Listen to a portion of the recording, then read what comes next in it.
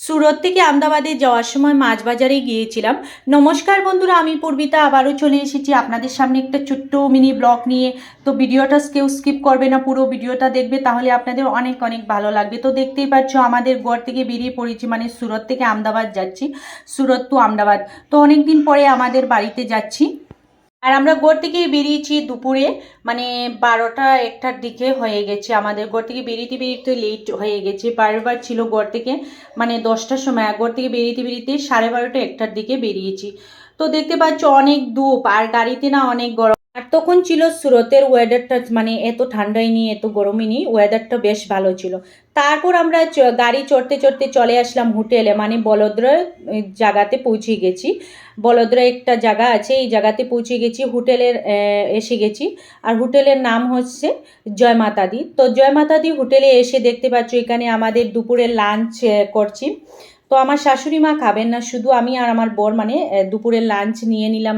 এখানে লাঞ্চের মধ্যে রয়েছে পরোটা, তারপর পনির কি সবজি, ডাল চাবল এগুলো রয়েছে, তারপর সাথে আছে পাঁপড়, কাঁচা পেঁয়াজ, তারপর শাসু দিয়েছে। তারপর দুপুরে লাঞ্চ করে বেরিয়ে পড়লাম গাড়ির। তারপর গাড়ি চড়তে চড়তে আমরা মানে বাড়ির পাশে এসে গেছি। তারপর আমার শাশুড়ি মা বললেন বাড়িতে গিয়ে চলো মাছ নিয়ে যাই। তো মাছ বাজারে একদম চলে আসলাম আমরা সবাই, মানে। তো মাছ বাজারে এসে আমার শাশুড়ি মা এখান থেকে নিয়ে নিলেন। ভালো কিছু মাছ নেই, এইগুলো সব বড় বড় মাছ এখানে মানে পাওয়া যায়।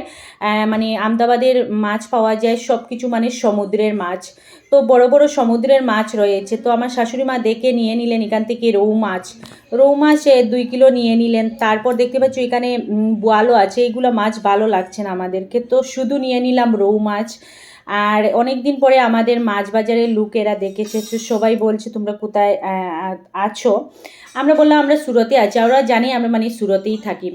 তো ওদের আমরা যতবারই আসি না কেন, মানে আমদাবাদে আসলে পরে ওদের কাছ থেকেই মানে মাছ নিয়ে যাই। তারপর এখান থেকে রৌ মাছ নিয়ে নিলাম আমার শাশুড়ি মা। তারপর এখানে আসলাম আরেকজনের কাছে, এখান থেকে কমপ্লেট মাছ নিয়ে নিলাম। কমপ্লেট মাছ ছোটো ছোটো রয়েছে, মানে কমপ্লেট মাছ। তো এগুলো একটু নিয়ে নিলাম, ছোটো মাছ মানে কমপ্লেট মাছ।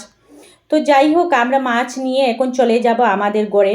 আমার এই ছোট্ট মিনি ব্লগটা কেমন লাগলো প্লিজ লাইক কমেন্টের মাধ্যমে বলবেন।